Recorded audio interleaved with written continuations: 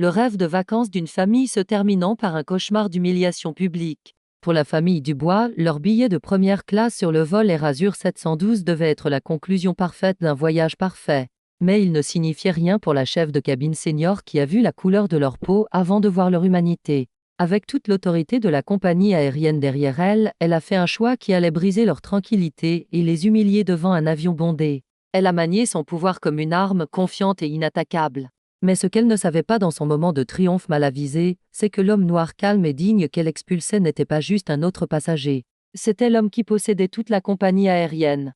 L'air vif et frais de Megève s'accrochait encore à leur manteau alors que la famille Dubois s'installait dans leur siège en cabine. Première classe du vol Air Azur 712. C'était le dimanche après le Nouvel An. Un jour de voyage notoirement chaotique. Mais ici, dans l'exclusivité feutrée de la rangée 1, le monde semblait serein.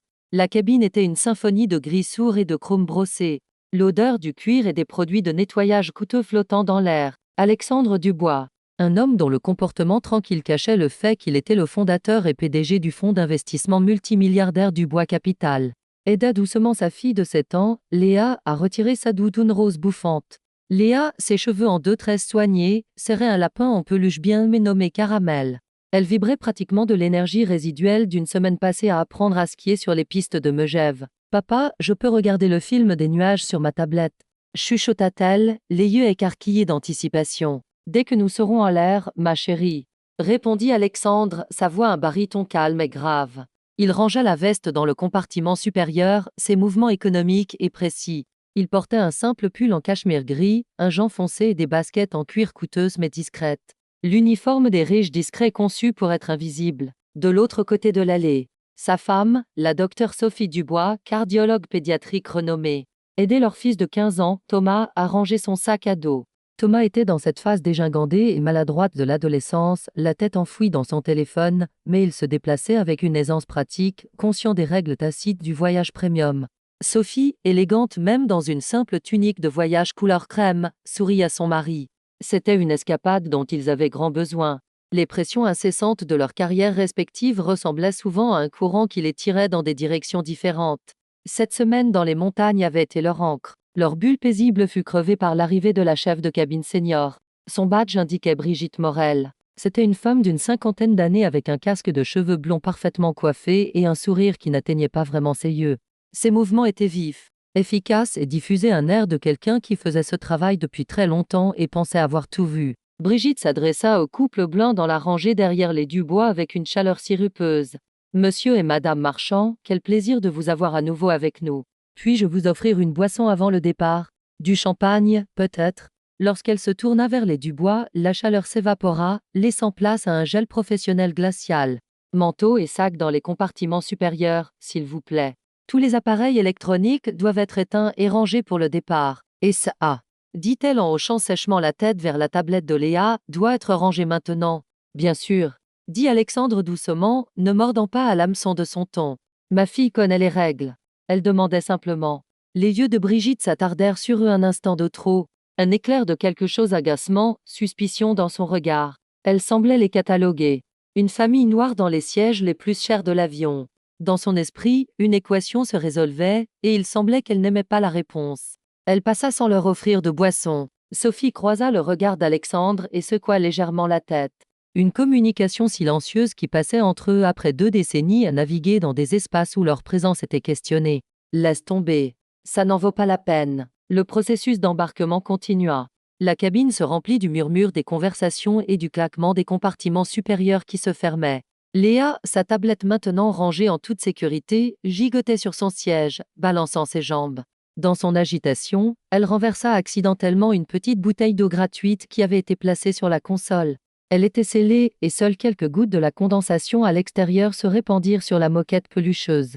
Ce n'était rien, un non-événement. Mais Brigitte, qui passait, s'arrêta net, ses yeux laser se fixant sur la minuscule tache humide sur le sol. « Qu'est-ce que c'est ?» exigea-t-elle, sa voix assez tranchante pour couper à travers le bourdonnement de la cabine. Les têtes se tournèrent. « Oh, je suis vraiment désolée », dit Sophie immédiatement, tendant la main vers une serviette. Elle vient juste de renverser la bouteille d'eau. Elle ne s'est même pas ouverte. Brigitte se pencha. Non pas pour aider, mais pour inspecter la tâche comme si c'était une scène de crime. Elle pressa son doigt sur la moquette, puis regarda Léa avec une désapprobation profonde. C'est une cabine première classe. Nous devons être plus prudents. S'il vous plaît, essayez de contrôler votre enfant. La condescendance était épaisse et suffocante. Alexandre sentit une brûlure lente commencer dans sa poitrine, mais il garda sa voix égale. C'était un accident mineur. C'est une enfant. Il n'y a aucune raison de lui parler ou de parler à ma femme de cette façon. Brigitte se redressa, plaçant ses mains sur ses hanches. Le masque de professionnalisme avait disparu, remplacé par un ricanement d'hostilité non dissimulée. Êtes-vous en train de me dire comment faire mon travail, monsieur? Je demande un peu de courtoisie de base. Répondit Alexandre, sa voix dangereusement calme. La courtoisie, c'est réciproque. Lança Brigitte. Ça commence par respecter la cabine et suivre les instructions. Votre fille est perturbatrice depuis qu'elle est montée à bord. Perturbatrice? Intervint Sophie, sa propre voix s'élevant légèrement. Elle est restée assise ici tranquillement. Elle a renversé une bouteille d'eau. La situation s'aggravait à une vitesse époustouflante. Thomas, sentant le changement, orienta subtilement son téléphone, son pouce planant au-dessus du bouton d'enregistrement. Il avait déjà vu ce film auparavant dans différents contextes avec différents acteurs. Mais le scénario était toujours le même. Brigitte se pencha, baissant sa voix en un sifflement conspirateur qui était d'une certaine manière plus venimeux qu'un cri. C'est ma cabine. Je suis responsable de la sécurité et du confort de tous les passagers de ce vol. Si vous ne pouvez pas contrôler votre famille, nous allons avoir un problème. Avant qu'Alexandre ne puisse répondre, elle fit demi-tour et marcha vers l'office, le dos raide comme un piquet. Le rideau tomba, mais la tension qu'elle avait créée resta. Un brouillard toxique dans leur petit coin de cage dorée. Les vacances étaient terminées. L'escaladeless portes de l'avion furent scellées, la passerelle se rétractant avec un soupir hydraulique. La voix du commandant de bord, calme et assurée, se fit entendre par l'interphone, annonçant leur trajectoire de vol vers Roissy-Charles de Gaulle et un départ à l'heure. Pendant un moment, il sembla que la vilaine confrontation pourrait être contenue, un grain isolé qui était passé. Mais Brigitte Morel n'était pas du genre à laisser les choses aller. C'était une femme qui voyait les défis à son autorité non pas comme des désaccords, mais comme des insurrections qui devaient être réprimées. Alors que l'avion commençait son lent roulage vers la piste, Léa, ébranlée par la rencontre précédente, commença à renifler doucement. Elle serra Caramel le lapin contre sa poitrine, ses petites épaules tremblant. « C'est bon, bébé », murmura Sophie, caressant ses cheveux. « Tout va bien. Juste une dame grincheuse. » Brigitte émergea de l'office, ses yeux balayant la cabine pour la vérification de sécurité finale. Son regard se posa sur les Dubois et se plissa. Elle voyait les larmes silencieuses de Léa non pas comme un signe de détresse d'un enfant, mais comme une preuve supplémentaire de perturbation. Elle se dirigea vers leur rangée, son visage un masque de satisfaction sinistre. « Je vais devoir vous demander de calmer votre fille, madame. Ses pleurs dérangent les autres passagers. » Alexandre regarda autour de lui. Les marchands derrière eux étaient absorbés par un magazine. L'homme de l'autre côté de l'allée portait des écouteurs anti-bruit. Personne ne semblait dérangé. En fait, la seule perturbation était Brigitte elle-même, qui était maintenant le point focal de l'attention de toute la cabine. Elle a 7 ans et elle est bouleversée parce que vous avez été désagréable avec elle, déclara Alexandre, sa voix plate et froide. Elle n'est pas bruyante. C'est vous qui escaladez cela sans raison. Sans raison? La voix de Brigitte monta d'une octave. Monsieur, vous avez été argumentatif depuis le moment où vous êtes monté dans cet avion.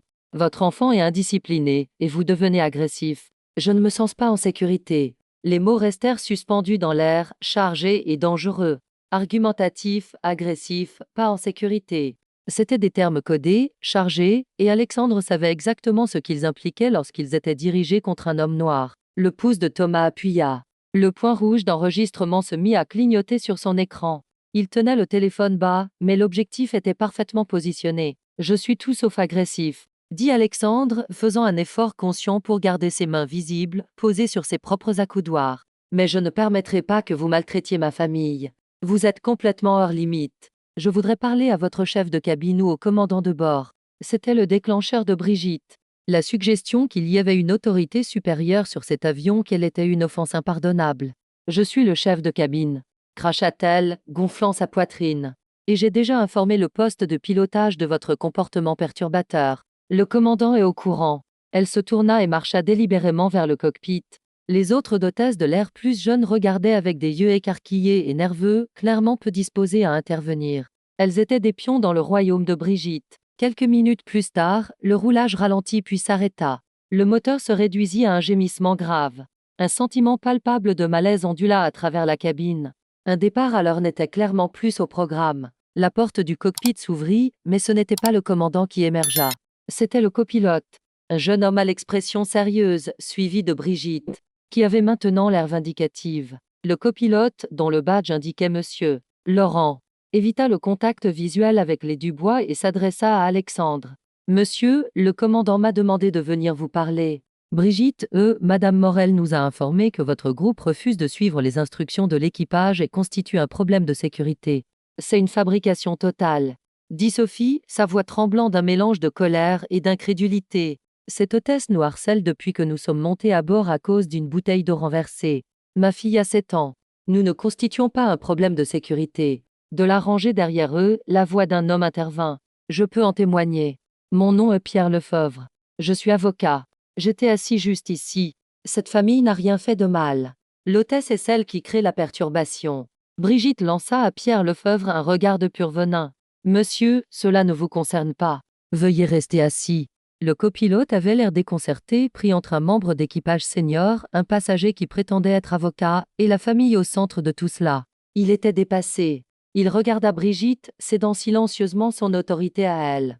C'était tout ce dont elle avait besoin. Le commandant a pris sa décision, annonça Brigitte, sa voix sonnant de triomphe. En raison de votre comportement agressif continu et de votre refus de vous conformer, vous êtes retiré de ce vol. Un halètement collectif parcourut la cabine. C'était l'option nucléaire. Vous ne pouvez pas être sérieuse, dit Alexandre, sa composure se fissurant enfin. L'injustice pure et stupéfiante. Vous expulsez ma famille de cet avion. Sur quelle base? Mon fils a enregistré toute cette interaction.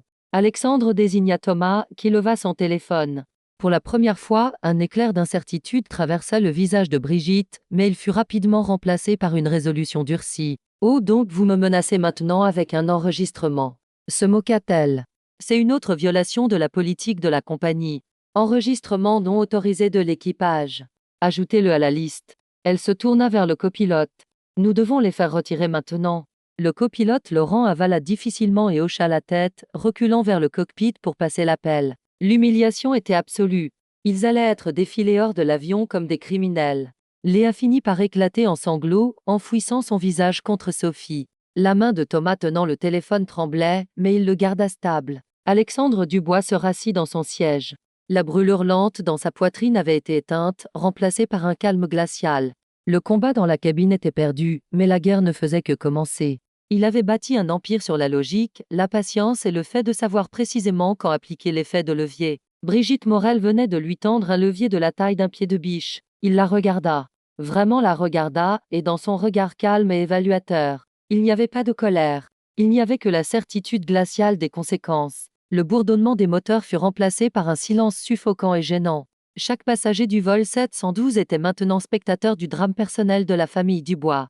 Ils fixaient, certains avec pitié, d'autres avec une curiosité morbide, d'autres encore avec un jugement inconfortable qui était presque aussi coupant que l'hostilité ouverte de Brigitte. La porte avant de la cabine s'ouvrit avec un sifflement pneumatique, et 2 agents de sécurité de l'aéroport montèrent à bord, suivis d'une agente d'Air Azur. L'agente, une femme harassée nommée Sarah, tenait une tablette et refusait de croiser le regard d'Alexandre. Monsieur Dubois, demanda-t-elle, sa voix basse et apologétique. Nous allons devoir vous demander de rassembler vos affaires et de quitter l'avion. Brigitte se tenait près de l'office, les bras croisés, un petit sourire suffisant jouant sur ses lèvres. Elle avait gagné. Elle avait identifié un problème, affirmé son autorité et l'avait éliminé. Dans son esprit, elle était une héroïne de la sécurité en cabine, un rempart contre le déclin de la civilité. Elle ne savait pas qu'elle n'était pas juste une hôtesse retirant un passager. Elle était une seule cellule dans un vaste corps corporatif et elle venait de déclarer la guerre au cerveau. Alexandre hocha lentement la tête, son visage un masque illisible. Il ne lui donnerait pas la satisfaction de le voir enragé. La grâce sous pression était sa propre forme de pouvoir. Bien sûr, dit-il, sa voix stable. Allons-y, les enfants. Le visage de Sophie était pâle de fureur. En tant que médecin, elle avait l'habitude d'être en contrôle, d'être celle vers qui les gens se tournaient pour des réponses et du calme. Être rendue si impuissante était une sensation étrangère et profondément perturbante. Elle rassembla Léa en sanglots dans ses bras, murmurant des assurances qu'elle ne ressentait pas elle-même. Thomas arrêta l'enregistrement et envoya rapidement le fichier vers un stockage cloud avant d'éteindre son téléphone. Il mit son sac à dos sur son épaule.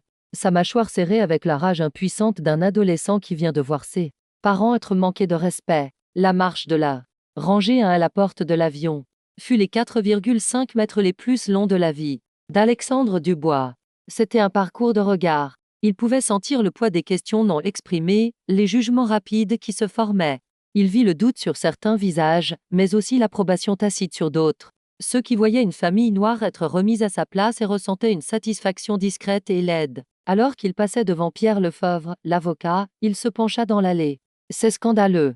chuchota-t-il à Alexandre. « J'ai ma carte. J'ai tout vu. Appelez-moi. » Il pressa une carte de visite dans la main d'Alexandre. Alexandre la prit avec un hochement de tête reconnaissant. « Merci. » Brigitte les regarda partir, son expression était d'une finalité totale.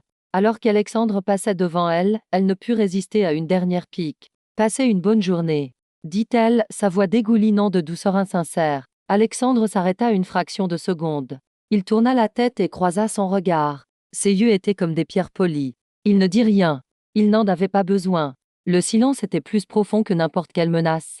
Puis il se tourna et guida sa famille hors de l'avion. Ils entrèrent dans la passerelle. Le tunnel stérile ressemblant maintenant à un sas. Les expulsant du monde du voyageur privilégié. De retour dans la réalité brutale du terminal. La porte du vol 712 se ferma derrière eux avec un bruit sourd définitif. Sarah, l'agente d'embarquement, avait l'air profondément mal à l'aise. « Monsieur, je suis vraiment désolée. Nous devons suivre le rapport de l'équipage. Nous pouvons essayer de vous réserver sur le prochain vol demain matin. »« Ce n'est pas nécessaire, » dit Alexandre calmement. Il tenait Léa maintenant, qui s'était pleurée jusqu'à un état d'épuisement hoquetant. « Je vais prendre mes propres dispositions. » Il mena sa famille non pas vers le bureau du service client, mais vers une zone d'embarquement vide et tranquille. Sophie se massait les tempes, un mal de tête de tension se construisant. Thomas faisait les 100 pas, envoyant furieusement des messages à ses amis sur ce qui venait de se passer. « Qu'allons-nous faire, Alexandre ?» demanda Sophie, sa voix tendue. « Ils ne peuvent pas s'en tirer comme ça. L'humiliation, le racisme. » Léa. Alexandre assit Léa sur une chaise et lui tendit Caramel le lapin. Il regarda sa femme, son fils, les larmes qui tachaient encore les joues de sa fille. Le calme calculé qu'il avait maintenu dans l'avion commença à reculer, révélant la colère profonde et primale d'un mari et père qui avait échoué à protéger les siens. Mais sa colère était une chose froide et ciblée. C'était un outil, pas une tempête. Il sortit la carte de Pierre Lefebvre de sa poche, y jeta un coup d'œil, puis la rangea. Il n'aurait pas besoin d'un avocat. Pas encore. Les avocats servaient à combattre un système de l'extérieur. Il avait une approche différente. Il sortit son téléphone portable personnel, un appareil élégant et sans fioritures qui était son lien vers un empire mondial.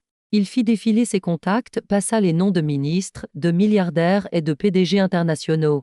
Il s'arrêta sur un nom listé simplement comme Liam Oassul. Il appuya sur le bouton d'appel, alors qu'il regardait par la fenêtre du terminal. Le vol Air Azur 712, maintenant libéré de sa famille perturbatrice, commençait à reculer de la porte. Ses moteurs se préparant pour le départ. L'appel se connecta. « Monsieur Dubois, tout va bien? Je pensais que vous étiez en route pour rentrer. » Alexandre regardait les feux de navigation de l'aile de l'avion clignoter dans la lumière grise de l'après-midi. « Liam, dit-il, sa voix dénuée de toute émotion. Nous avons une situation. Ma famille et moi étions sur le vol 712 au départ de Megève. »« Étiez ?» demanda Liam, une note de confusion dans sa voix. « Oui, » répondit Alexandre, ses yeux fixés sur l'avion qui s'éloignait. Nous venons d'être expulsés. J'ai besoin que vous fassiez quelque chose pour moi. J'ai besoin que vous disiez au pilote du vol Air Azur 712 de faire demi-tour avec cet avion immédiatement. Liam Oassul, directeur général d'Azur Holding, était dans son bureau vitré au 58e étage d'un gratte-ciel à la Défense. Son bureau surplombait Paris, un témoignage de la puissance et de la portée de la société qu'il aidait à diriger. Azur Holding était un conglomérat massif, et sa division aéronautique, Air Azur, était son joyau de couronne.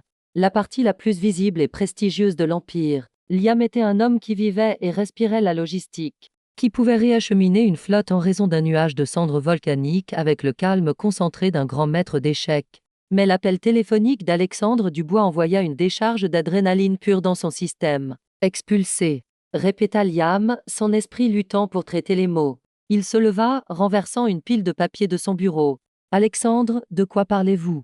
Que s'est-il passé ? » Une chef de cabine senior nommée Brigitte Morel a décidé que ma famille était une menace pour la sécurité, expliqua Alexandre d'un ton sec et précis. Il relata les événements, la bouteille d'eau, l'accusation d'agression, l'expulsion publique sans embellissement ni émotion. Il le présenta comme une étude de cas d'échec corporatif catastrophique. Liam écouta, un nœud de glace se formant dans son estomac. Il connaissait Alexandre Dubois non seulement comme le patron ultime, le fondateur reclus et brillant de la société mère qui possédait la compagnie aérienne en totalité, mais comme un homme d'une intégrité et d'une retenue profonde. Qu'il soit impliqué dans un incident était impensable. Qu'il soit retiré de force d'un de ses propres avions était un incendie corporatif de 5 alarmes, une crise de proportions existentielles. Où est l'avion maintenant, Alexandre ? Demanda Liam, ouvrant déjà le système de suivi de vol sur son moniteur. Il vient de reculer de la porte B4. Il roule vers la piste. Je m'en occupe, dit Liam, sa voix tendue. Restez où vous êtes. Je vous rappelle. Liam raccrocha et appuya immédiatement sur le bouton de son interphone qui le connectait directement au centre de contrôle des opérations système d'Air Azur. Le centre nerveux connu sous le nom de CLC, situé 3 étages plus bas. Passez-moi Ron Mercier maintenant, aboya-t-il au contrôleur senior qui répondit. Quelques secondes plus tard, le vice-président des opérations de vol était en ligne. Liam, qu'est-ce qu'il y a ? Ron, que se passe-t-il avec le vol 712 au départ de Megève ? 712. Attendez. La voix de Mercier devint étouffée alors qu'il parlait à quelqu'un d'autre. Il revint en ligne. Semble de routine. Reculez à l'heure. Ils ont dû débarquer une famille perturbatrice. Apparemment procédure standard, discrétion du commandant. Liam ressentit une poussée de rage. Procédure standard. Ron. La famille perturbatrice que vous venez d'expulser de cet avion était Alexandre Dubois. Le silence à l'autre bout de la ligne fut absolu. Liam pouvait presque entendre le sang se drainer du visage de Ron Mercier à 800 km de là. Vous plaisantez ? Chuchota finalement Mercier, sa voix étranglée. Est-ce ce que j'ai l'air de plaisanter ? Rugit Liam, toute prétention de décorum corporatif disparue. Il était là avec Sophie et les enfants. Ils ont été humiliés devant tout un avion de passagers par notre propre équipage. La panique s'ensuivit dans le COC. Dame voix s'élevèrent. Les claviers claquèrent furieusement. Les implications cascadaient dans leurs esprits. Ce n'était pas juste un cauchemar de relations publiques. C'était une insulte au roi. L'homme qui possédait chaque avion, chaque porte, chaque uniforme avait été traité comme un criminel ordinaire par l'un de ses propres employés. Passez-moi le commandant de ce vol, ordonna Liam. Transférez-le sur mon bureau et vous arrêtez cet avion. Je me fiche qu'il soit sur la piste sur le point de décoller. Vous dites au contrôle aérien qu'il y a un problème de sécurité à bord, ce qui est le cas, juste pas celui qu'il pense. Et vous ordonnez à cet avion de retourner à la porte. M'avez-vous compris, Ron ? Faites demi-tour à cet avion. Oui, monsieur. Bégaya Mercier. Tout de suite. Sur le tarmac à Megève, le commandant Eva Rousseau passait en revue sa liste de vérification pré-vol final. C'était une pilote chevronnée avec plus de 20 ans d'expérience, une professionnelle calme qui se targuait de diriger un navire serré. Elle avait pris le rapport de sa chef de cabine senior Brigitte au pied de la lettre. Une famille devenant agressive, refusant de suivre les instructions de l'équipage, l'homme se mettant en travers de son chemin. C'était un échec classique de désescalade qui nécessitait un retrait. C'était une partie malheureuse mais nécessaire du travail. Elle avait soutenu son équipage, comme tout bon commandant le ferait. L'appel du COC arriva par la radio du cockpit. Air Azur 712, ici COC. Nous avons besoin que vous mainteniez votre position. Le commandant Rousseau appuya sur le micro. COC, ici 712. Nous sommes numéro 3 pour le décollage. Quel est le problème ? Attendez, commandant. Nous avons le VP Mercier et le directeur général à Sullive pour vous sur un patch prioritaire. Rousseau échangea un regard perplexe avec son copilote, Laurent. Le directeur général. Pourquoi les appellerait-il directement sur le pont d'envol ? Un nœud de crainte commença à se resserrer dans son estomac. L'appel se connecta et la voix de Liam Oassul, tendue de fureur, remplit son casque. Commandant Rousseau, c'est Liam Oassul. Je veux savoir exactement pourquoi vous avez retiré une famille de votre vol. Rousseau, toujours professionnel, relata l'incident tel qu'il lui avait été rapporté par Brigitte. Monsieur, nous avions une famille non conforme en NA et un byte. La chef de cabine senior a signalé une agression verbale croissante de la part du passager masculin. Selon le protocole, et pour la sécurité de l'équipage et des autres passagers, j'ai pris la décision de les débarquer. Il y eut une pause. Puis la voix de Liam revint, chaque mot dégoulinant de glace. Commandant, je veux que vous m'écoutiez très attentivement. L'homme que vous avez retiré de votre avion est monsieur Alexandre Dubois. L'esprit de Rousseau se vida. Le nom sonnait vaguement familier, peut-être d'un mémo corporatif. Je ne comprends pas, monsieur. Qui est ce ? Qui est Alexandre Dubois ? Le rire de Liam était un aboiement amer et sans humour. Commandant, Alexandre Dubois n'est pas juste un passager. Il n'est pas juste un VIP. Il est le fondateur et président d'Azur Holding. Il possède cette compagnie aérienne. Il possède cet avion. Il possède vos ailes. Vous venez d'expulser votre patron ultime, sa femme et ses 2 enfants de son propre avion. Le monde bascula sur son axe. Le sang se retira de la tête du commandant Rousseau, et pendant une seconde terrifiante, elle pensa qu'elle allait s'évanouir. Elle regarda son jeune copilote, dont le visage était devenu blanc comme la craie. Il avait été là. Il avait vu la famille. Il n'avait pas semblé agressif du tout. Ils avaient semblé lésés. Sa carrière, sa réputation, toute sa vie professionnelle défilèrent devant ses yeux. Elle avait suivi le protocole. Elle avait soutenu son équipage, et ce faisant, elle avait commis la plus grande gaffe professionnelle imaginable. Vous devez retourner à la porte immédiatement, ordonna Liam. C'est un ordre direct. Attendez d'autres instructions là-bas. M'avez-vous compris, commandant? Rousseau avala, sa gorge soudain aussi sèche qu'un désert. Compris COC. Parvint-elle à dire, sa voix à peine un murmure. Retour à la porte. Elle coupa la connexion. Le silence dans le cockpit était assourdissant. Elle devait se lever. Elle devait retourner dans cette cabine, et elle devait faire face à Brigitte Morel. Le commandant Rousseau déboucla sa ceinture de sécurité. Ses mouvements semblaient lents, comme si elle se déplaçait dans l'eau. Le poids des mots de Liam Oassul pesait sur elle, une force physique menaçant de l'écraser. Elle se leva dans l'espace confiné du cockpit, son esprit en course. Comment cela avait-il pu arriver? Elle avait fait confiance à sa chef de cabine senior. Brigitte Morel était avec Air Azur depuis plus de 30 ans. Elle faisait partie des meubles, un supposé bastion de professionnalisme.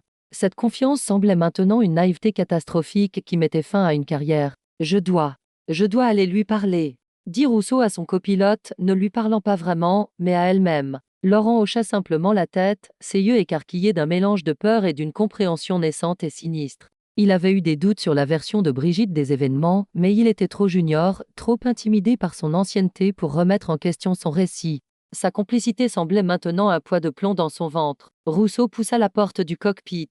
La cabine, qui s'était installée dans un calme pré-décollage, s'agita lorsque les passagers virent le commandant émerger. Un commandant quittant le poste de pilotage sur une voie de circulation active était une anomalie. Un signe que quelque chose n'allait pas. Ses yeux trouvèrent immédiatement Brigitte, qui était dans l'office préparant le service de boisson. Lorsque Brigitte vit le visage du commandant, sa propre expression de satisfaction suffisante vacilla, remplacée par un éclair d'inquiétude. « Commandant, tout va bien ?» demanda Brigitte, essuyant ses mains sur un chiffon. « Nous ont-ils donné notre créneau de décollage ?» Rousseau ne répondit pas immédiatement. Elle marcha vers l'office, ses pas semblant anormalement bruyants sur le sol de la cabine. Elle fit signe à Brigitte de s'avancer plus loin dans l'office, loin des yeux et des oreilles indiscrets des passagers. Les autres hôtesses s'écartèrent, sentant le changement sismique dans l'atmosphère. « Brigitte !» commença Rousseau, sa voix basse et dangereusement contrôlée. « La famille que nous avons retirée les Dubois. Dites-moi encore exactement ce qui s'est passé. » Brigitte se raidit, sa défensive s'activant immédiatement. « Je vous l'ai déjà dit ainsi qu'à Laurent. Ils étaient un problème dès le départ, refusant de suivre les instructions avec la tablette, l'eau renversée, l'enfant faisant une scène. Et le père, il est devenu très agressif, a commencé à se mettre en travers de mon chemin, remettant en question mon autorité. » Elle croisa les bras. « J'ai pris la bonne décision. Nous ne pouvons pas avoir des gens comme ça en première classe.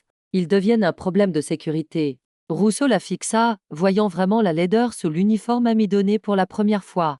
Le préjugé décontracté, le sentiment de droit, l'abus de pouvoir. Dame gens comme ça. La phrase resta suspendue dans l'air comme du poison. Brigitte, nous venons de recevoir un appel du directeur général de la compagnie aérienne. Les sourcils de Brigitte se levèrent. Liam Oassul, pourquoi appellerait-il à ce sujet? Pour nous féliciter d'avoir suivi la procédure, j'espère. Le commandant laissa échapper un souffle court et vif qui était presque un sanglot. L'ignorance colossale de la femme devant elle était à couper le souffle. Il a appelé pour m'informer, dit Rousseau, sa voix tombant à un murmure proche, que l'homme que vous avez décrit comme une menace agressive, l'homme que vous venez de faire traîner hors de cet avion devant ses enfants, était Alexandre Dubois. Le visage de Brigitte fut une toile de confusion. Alexandre Dubois, qui est ce? Un politicien? Une célébrité qui pense être au-dessus des règles? Non, Brigitte, dit Rousseau, les derniers restes de sa patience se déchirant. Alexandre Dubois possède le fonds d'investissement qui a acheté cette compagnie aérienne il y a 2 ans. Il est le président d'Azur Holding. Il est, à toute fin utile, l'homme qui possède cette compagnie. La couleur se retira du visage de Brigitte Morel. Sa bouche s'ouvrit légèrement, mais aucun son n'en sortit. La suffisance, la confiance, les 30 ans d'autorité autoproclamée s'évaporèrent en un instant, laissant derrière une coquille creuse d'incrédulité et de terreur. Non, chuchota-t-elle. Ce n'est pas possible. Il n'avait pas l'air. Elle s'interrompit, le préjugé non exprimé mis à nu. Il n'avait pas l'air de pouvoir posséder une compagnie aérienne. Nous avons reçu l'ordre de retourner à la porte, continua Rousseau, sa voix se durcissant en acier. Nous allons reconnecter la passerelle. Et nous allons attendre. Attendre quoi?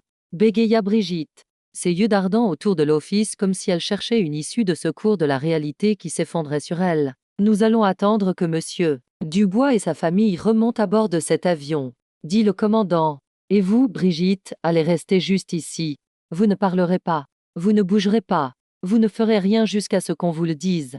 Comme sur commande, la voix du commandant se fit entendre sur le système de sonorisation. Pas la sienne, mais celle de son copilote, Laurent, sa voix tremblant légèrement. Mesdames et messieurs, ici le copilote. Nous nous excusons pour le retard. Nous rencontrons un problème opérationnel mineur et nous avons reçu l'ordre de retourner à la porte.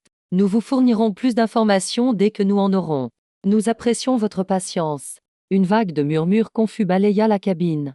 L'avion commença un virage lent et lourd, inversant son cours sur la voie de circulation. C'était une bête métallique lourde, effectuant un demi-tour de honte. Brigitte s'appuya contre le comptoir de l'office, ses jambes soudain incapables de la soutenir. La réalité s'enfonçait comme une série de coups de marteau. Le monde entier, le petit royaume de la cabine d'avion où elle avait régné en maître pendant 3 décennies, venait d'être vaporisé. Elle n'avait pas juste énervé un passager. Elle n'avait pas juste fait une erreur. Elle avait commis un acte de suicide corporatif. Et elle avait traîné son commandant et sa compagnie aérienne avec elle. Son esprit s'emballa. Désespérément, essayant de trouver un moyen de présenter cela. Un moyen de justifier ses actions. Mais il n'y avait aucune justification. Il n'y avait que la vérité froide et brutale de ce qu'elle avait fait. Mise à nu sous les lumières fluorescentes de l'office, le trajet de retour à la porte serait le plus long voyage de sa vie. Le voyage de retour à la porte B4 fut atrocement lent. Chaque mètre que l'avion parcourait ressemblait à un pas de plus vers l'exécution personnelle de Brigitte. À l'intérieur de la cabine, l'atmosphère était épaisse de tension et de spéculation. Les passagers chuchotaient, pointant vers l'office où Brigitte se tenait, pâle et rigide. Une statue de terreur. Le commandant Rousseau était retourné dans le cockpit, laissant Brigitte mijoter dans les jus toxiques de sa propre création. De retour dans le terminal, la famille Dubois regarda le 737 dont ils avaient été expulsés réapparaître à la fenêtre, avançant son nez vers la passerelle comme un chien la queue entre les jambes. L'agente d'embarquement, Sarah, qui avait nerveusement passé des appels, se précipita vers eux, son visage un mélange de respect et de terreur. « Monsieur Dubois », dit-elle, sa voix tremblante. L'avion, il revient pour vous. Je suis vraiment désolée pour ce qui s'est passé. Nous n'avions aucune idée. Nous ne faisions que suivre le rapport du chef de cabine. Ce n'est pas votre faute, Sarah, dit Alexandre, son ton s'adoucissant légèrement. Il pouvait voir qu'elle n'était qu'un rouage dans une machine qui avait horriblement mal fonctionné. Vous faisiez votre travail. La passerelle se reconnecta à l'avion avec un bruit solide. Un moment plus tard, la porte de l'avion s'ouvrit. Mais ce n'était pas une agente d'embarquement qui apparut. C'était le commandant Eva Rousseau elle-même. Elle marcha sur la passerelle, sa casquette de commandant à la main, son visage gravé d'une excuse profonde et humble. Elle s'arrêta directement devant Alexandre et Sophie. « Monsieur Dubois, docteur Dubois », commença-t-elle, sa voix claire et stable, malgré la crise qui mettait fin à sa carrière qu'elle naviguait. « Il n'y a pas de mots pour exprimer adéquatement à quel point je suis désolée du traitement épouvantable que votre famille a reçu de mon équipage de moi. J'ai soutenu le jugement de ma chef de cabine senior sans question et ce faisant, je vous ai échoué. J'ai échoué ma compagnie aérienne et j'ai échoué dans mes devoirs de commandant. C'était une rupture complète et inexcusable de professionnalisme et de décence humaine élémentaire. Je n'offre aucune excuse, seulement mes excuses les plus profondes et les plus sincères. » Alexandre regarda la femme devant lui. Il ne vit aucune tromperie dans ses yeux, seulement la honte brute d'une professionnelle qui savait qu'elle avait fait une terrible erreur. « Merci, commandant, » dit simplement Alexandre. « Nous acceptons vos excuses. » Il regarda alors au-delà d'elle vers la porte ouverte de l'avion. « Cependant, le problème n'est pas résolu. »« Je comprends, monsieur, » dit Rousseau. « S'il vous plaît, permettez-nous de vous escorter de retour à vos sièges. Nous nous occuperons de la situation avec l'équipage. » Alexandre mena sa famille de retour dans l'avion. Si leur première marche avait été un parcours de honte, celle-ci était une procession de justification. Le silence dans la cabine était maintenant un de respect. Chaque passager comprenait maintenant ce qui s'était passé. La dynamique du pouvoir avait été inversée avec une force spectaculaire. Alors qu'ils atteignaient leur siège dans la rangée 1, ils virent Brigitte. Elle se tenait près de l'office, figée sur place, son visage cendré. Alors qu'Alexandre approchait, elle sembla rétrécir. La chef de cabine autoritaire formidable avait disparu, remplacée par une femme terrifiée et brisée. Elle ouvrit la bouche, une supplication désespérée de pitié se formant sur ses lèvres. « Monsieur Dubois, je suis tellement désolé. J'ai fait une erreur. Une terrible erreur. » Alexandre s'arrêta devant elle. Il n'était plus en colère. Il était juste déçu. Il voyait en elle la personnification d'une maladie, un préjugé décontracté qui suppurait dans les coins sombres du monde, empoisonnant tout ce qu'il touchait. Il n'éleva pas la voix. Il n'en avait pas besoin. Ses mots calmes atterrirent avec la force d'un coup physique. « Une erreur, Madame Morel. » dit-il, sa voix égale et froide, c'est oublier d'offrir une boisson pré-départ à un passager. Une erreur, c'est se tromper dans une commande de boisson. Ce que vous avez fait n'était pas une erreur. C'était un choix. Vous avez choisi de voir ma famille comme une menace. Vous avez choisi d'humilier ma femme et mes enfants.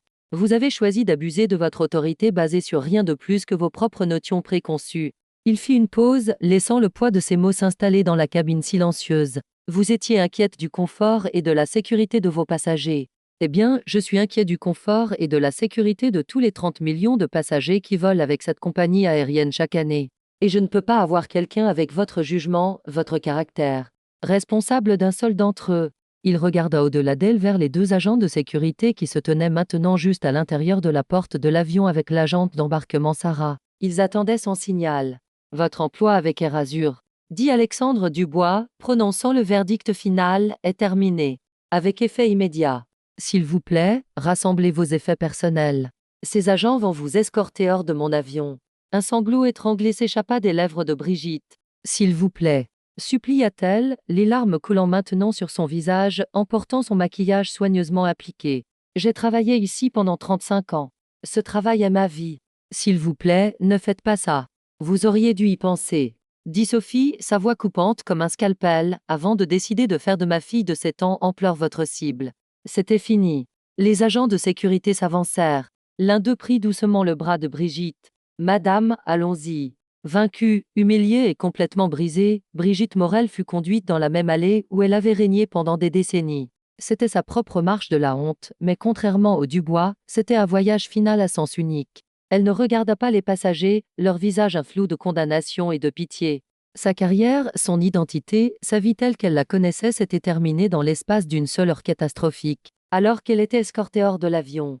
Des applaudissements discrets mais spontanés éclatèrent de quelques passagers, dont Pierre Lefebvre, l'avocat. Ce n'était pas un cri de victoire, mais un soupir de soulagement que la justice, dans ce petit monde contenu, avait été rendue. La porte de l'avion se ferma une fois de plus. La compagnie aérienne avait été purifiée. Alexandre Dubois prit son siège, attacha sa ceinture de sécurité et regarda sa famille.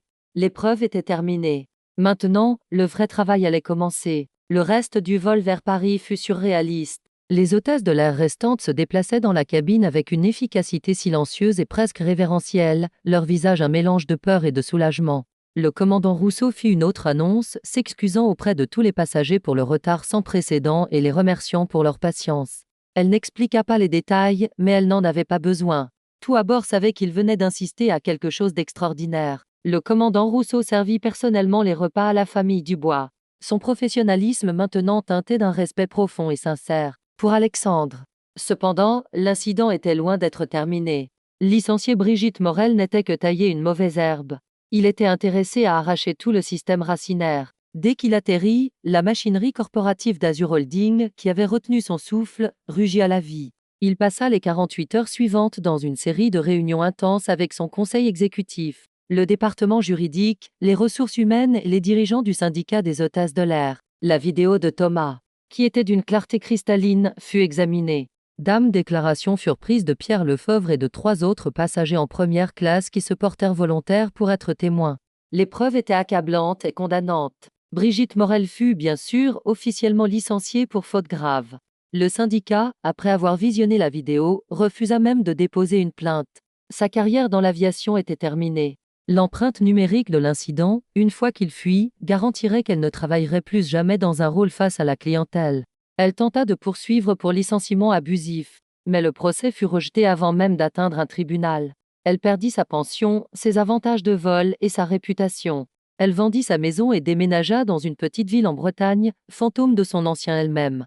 À jamais défini par un après-midi de préjugés incontrôlés. Le karma dur avait frappé en retour, non pas avec un seul coup, mais avec le poids lent et écrasant de conséquences totales. Mais la réponse d'Alexandre Dubois alla bien plus loin. Il n'était pas intéressé juste par la punition. Il était intéressé par la prévention. D'abord, il eut une longue réunion privée avec le commandant Rousseau. Elle avait offert sa démission, s'attendant pleinement à être licenciée. Au lieu de cela, Alexandre vit en elle un puissant moment d'enseignement. « Vous avez fait une erreur, commandant », lui avait dit Alexandre, sa voix ferme mais pas méchante. Vous avez fait confiance à un subordonné alors que vous auriez dû enquêter. Votre protocole était de soutenir votre équipage. Mais votre premier devoir est envers la vérité. Vous gardez votre emploi à une condition. Vous deviendrez le visage de notre nouvelle initiative de formation. Et ainsi commença l'initiative Dubois, une révision obligatoire de haut en bas du service client et des programmes de formation de l'équipage d'Air Azur. Le commandant Rousseau, humilié et profondément changé par son expérience, devint son plus puissant défenseur. Elle voyagea dans chaque base d'équipage de Paris à Londres à Tokyo, racontant sa propre histoire. Elle parla des dangers des préjugés implicites, de la différence entre l'autorité de l'équipage et l'abus de l'équipage, et de l'importance critique de remettre en question un rapport qui semble injuste, peu importe d'où il vient. Alexandre alloua 10 millions d'euros pour développer un nouveau programme de formation à la pointe de la technologie, utilisant des scénarios de réalité virtuelle modélisés, directement sur l'incident du vol 712. Les hôtesses de l'air étaient maintenant placées dans des simulations, où elles devaient désescalader des conflits, identifier leurs propres préjugés en temps réel et prendre des décisions sous pression. Le programme, développé en partenariat avec des sociologues et psychologues de premier plan, devint la nouvelle norme d'or dans l'industrie. Il institua également le programme Ciel Serein, un moyen discret pour les passagers de signaler une inconduite de l'équipage en temps réel via le Wi-Fi à bord, le rapport allant directement à une équipe de surveillance spéciale au COC, contournant complètement l'équipage. C'était un chèque et un équilibre contre le pouvoir absolu qu'une hôtesse de l'air pouvait exercer à 10 000 mètres. L'histoire de ce qui s'était passé sur le vol 712 fut inévitablement à la presse. Cela devint une sensation nationale. PDG expulsé de son propre avion, hurlaient les titres. Mais Alexandre, un homme qui détestait les projecteurs, utilisa l'attention médiatique pour contrôler le récit. Il donna une seule et unique interview. Il ne se concentra pas sur l'humiliation de sa propre famille. Au lieu de cela, il parla du problème plus large des préjugés systémiques et de ce qu'Air Azur faisait pour corriger sa propre maison. L'action de la société, après une brève baisse, monta à un sommet historique. Les passagers volaient avec Air Azur non seulement pour son luxe, mais parce qu'elle s'était publiquement et décisivement tenue pour quelque chose de plus que les profits. Une semaine après l'incident, la famille Dubois était assise dans leur appartement parisien. Léa dessinait une image d'un avion, un avion rose souriant avec un pilote amical.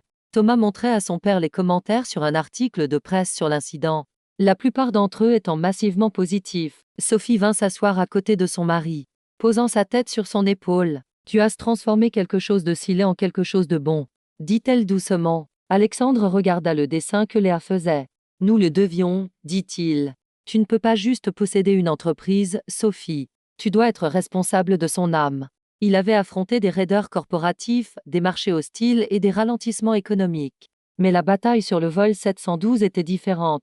C'était personnel. Et en le gagnant, il n'avait pas juste sauvé sa famille d'un moment d'humiliation. Il avait subtilement et puissamment remodelé la culture de toute l'entreprise qui portait son nom, garantissant qu'aucune famille ne devrait jamais plus endurer ce qu'ils avaient vécu. L'histoire de Brigitte Morel et de la famille Dubois est un rappel puissant que nos actions, aussi petites qu'elles puissent paraître, peuvent créer des ondulations avec des conséquences dévastatrices. C'est une histoire sur les préjugés et le pouvoir, mais c'est aussi une histoire sur la grâce, la responsabilité et le potentiel incroyable de changements positifs lorsque de bonnes personnes refusent d'accepter l'injustice. Le karma dans cette histoire n'était pas juste un moment satisfaisant de vengeance, c'était le catalyseur d'un changement fondamental, forçant une corporation entière à se regarder dans le miroir et à devenir meilleure.